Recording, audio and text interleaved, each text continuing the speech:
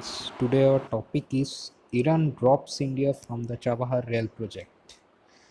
Actually এই আর্টিকেলটা এই নিউজটা পুরোটাই দ্য হিন্দুতে বেরিয়েছিল, covered by the Suhasini Haidar, যে ফেমাস জার্নালিস্ট। তো নিউজটা কি, অ্যাকচুয়াল ইনসিডেন্টটা কি ঘটেছে আমরা দেখা যাক। দেখো, এখানে পড়ে দেখতে পাবে হোয়াট ইজ দ্য ইনসিডেন্ট।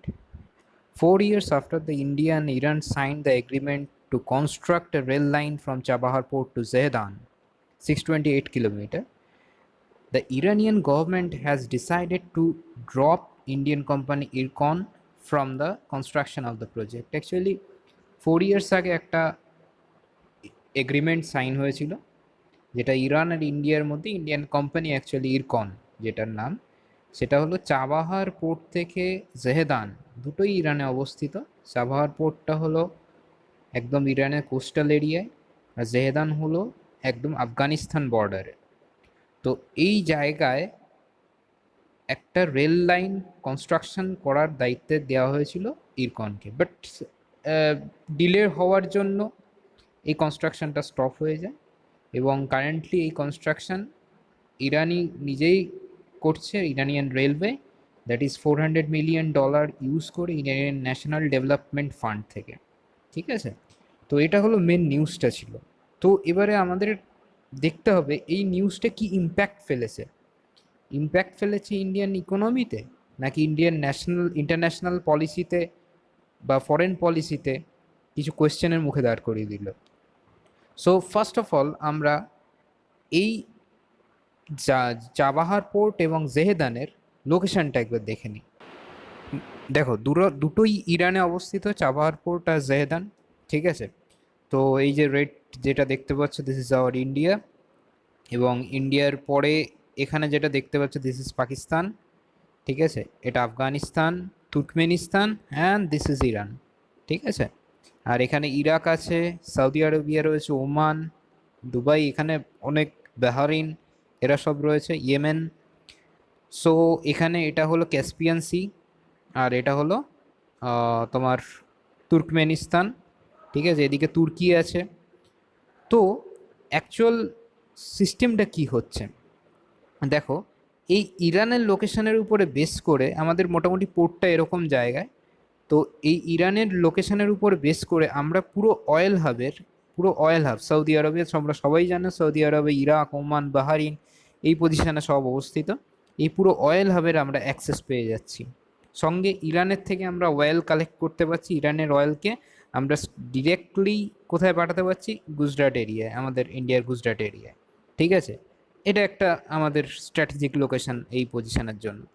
ঠিক আছে, এছাড়া আর কি রয়েছে, আফগানিস্তান। দেখো, আফগানিস্তান ইরান থেকে একদম বর্ডারে অবস্থিত। আফগানিস্তানের সঙ্গে ট্রেড করার জন্য এই লোকেশনটা খুবই ইম্পর্ট্যান্ট, এবং সেই জন্য আমরা এই চাবাহার রেল প্রজেক্ট এটা আমরা বানাচ্ছিলাম। চাবাহার রেল প্রজেক্টটা টোটাল ইরান থেকে আফগানিস্তান অবধি কনস্ট্রাকশন হচ্ছিল, এবং মোটামুটি এখন আফগানিস্তানের পোর্শনটুকু কনস্ট্রাকশন হয়েছে। এইটুখানি পোর্শন ইরকনের দায়িত্ব ছিল, যে ইরানের যেটুখানি পোর্শন ছিল 628 কিলোমিটার মতো, তো সেটা অলরেডি এখন ইরকনকে ড্রপ করা হয়েছে এবং ইরান করবে। সো এটা কনস্ট্রাকশন আটকাবে না, কেউ না কেউ করছে, অসুবিধা নেই। এছাড়া যেটা সবথেকে ইম্পর্টেন্ট পয়েন্ট, সেটা হলো যে এইখানে পুরো সেন্ট্রাল এশিয়া, যেটা আমাদের সেন্ট্রাল এশিয়া, মানে উজবেকিস্তান, কাজাকিস্তান, এই সেন্ট্রাল এশিয়ায় এই যে তুর্কমেনিস্তান, উজবেকিস্তান, কাজাকিস্তান, এইসব জায়গাগুলোতে আমরা একটা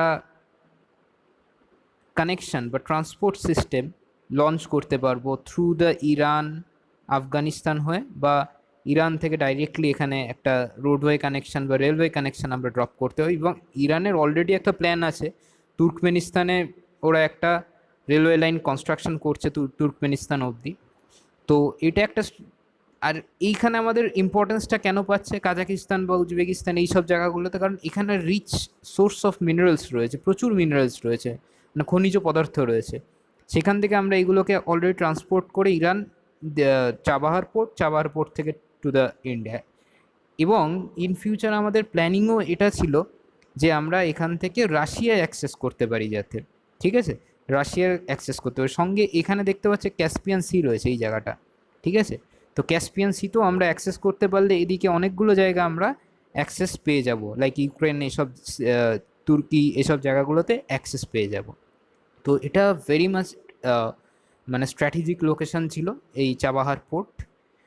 নেক্সট দেখো প্রজেক্ট প্রোগ্রেস কীভাবে হচ্ছিল। দেখো এখানে এই ম্যাপটাতে তোমরা দেখতে পাবে যে এই যে গালফ অফ ওমান দেখতে পাচ্ছ, অ্যাকচুয়ালি গালফ অফ ওমানের উপরেই আমাদের চাবাহার পোর্টটা অবস্থিত। তো এইখান থেকে জেডান অবধি এই রুটটা ইরকনের দায়িত্ব ছিল, যেটা অলরেডি ক্যান্সেল হয়ে গেছে, ইরকনকে মানে সরিয়ে দেওয়া হয়েছে। তারপরে জেডান থেকে জারাং, এটা পার্টলি মানে শেষ হয়েছে, এবং জারাং থেকে ডিলারাম এই অবধিও শেষ হয়ে গেছে অলরেডি প্রজেক্টটা, ঠিক আছে? তো ডেলারাম আর জেরাং এই দুটোই আফগানিস্তানে অবস্থিত, দুটোই আফগানিস্তান দেখতে পাচ্ছ, আফগানিস্তানে অবস্থিত, এবং জেহেডান হলো আফগানিস্তান বর্ডারে ইরানে অবস্থিত। এইটা আমাদের টোটাল প্রজেক্ট রোড ম্যাপ। তো এখানে একটা জিনিস দেখতে পাচ্ছ, গোয়াদার পোর্ট। গোয়াদার পোর্টটা হলো অ্যাকচুয়ালি পাকিস্তানে অবস্থিত, এবং এই গোয়াদার পোর্টে চায়না অ্যাক্সেস করে, পুরোটাই চায়না অ্যাক্সেস করে এই গোয়াদার পোর্টটা। তো চায়নার জন্য একটু টেনশনের ব্যাপার হয়ে গেছিলো, যদি এখানে চাবাহার পোর্টটা যেহেতু ইন্ডিয়া অ্যাক্সেস করছে, তাই পাকিস্তান কিছু কমেন্টস করেছে এই ব্যাপারে, যে এখানে হলো ডিপসি পোর্ট এটা, বাট এটা ডিপসি পোর্ট নয় এই ব্যাপারে। সো নো প্রবলেম, পাকিস্তান অনেক কিছুই কমেন্টস করে আমাদের আমাদের ইন্টারন্যাশনাল পলিসি নিয়ে, সেটা ইগনোর করাই যায়। তো এটা হলো টোটাল প্রজেক্টটা। এই প্রজেক্টের ব্যাপারে আমাদের ইন্ডিয়ান ইকোনমি এবং ইন্ডিয়ার সঙ্গে আফগানিস্তানের ট্রান্সফার, আফগানিস্তানে আমরা অলরেডি অনেক কিছু এক্সপোর্ট ইম্পোর্ট করেছি থ্রু দিস রুট। তো এখনও পর্যন্ত কোনো প্রবলেম হয়নি, এক্সেপ্ট দিস প্রজেক্ট এখনও ক্যান্সেল হয়েছে। তো দেখা যাক নেক্সট আমাদের কি বলা যাচ্ছে।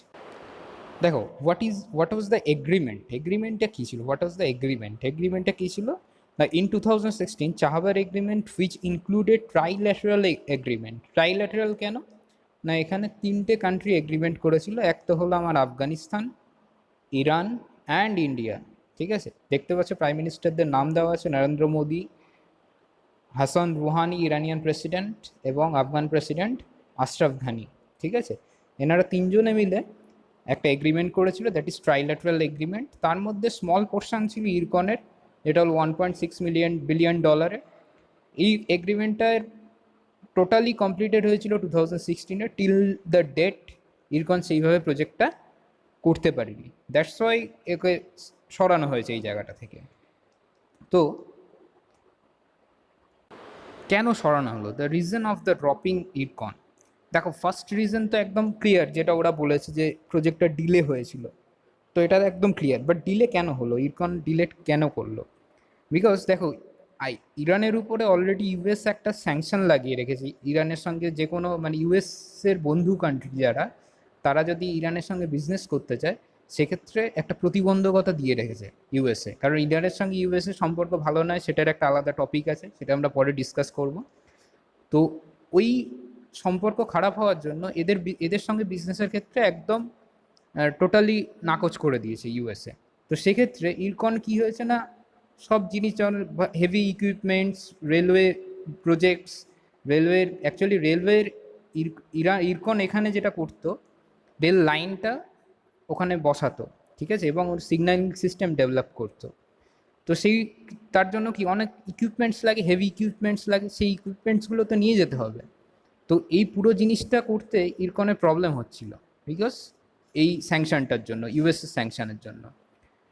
তো এখন কি দাঁড়াচ্ছে পজিশনটা, এখন ইরকনকে সরিয়ে দিয়েছে, বাট ইউএস অলরেডি স্যাংশন লাগিয়ে রেখেছে। এবারে তোমরা বলতে পারো তাহলে পোর্ট কীভাবে অ্যাক্সেস করছে ইন্ডিয়া, মানে চাহাবার পোর্ট যেটা ইরানে। দেখো ইরানের চাহাবার পোর্টটার ক্ষেত্রে ইউএস স্যাংশন দেয়নি, কেননা ইরানের চাহাবার পোর্টটা কার কার উন্নতির জন্য, অ্যাকচুয়ালি আফগান আর ইন্ডিয়ার ট্রেডটা, আফগানিস্তান আর ইন্ডিয়ানের ট্রেডটা যেটা হচ্ছে, সেইটাকে ঠিকঠাকভাবে চালনা করার জন্য।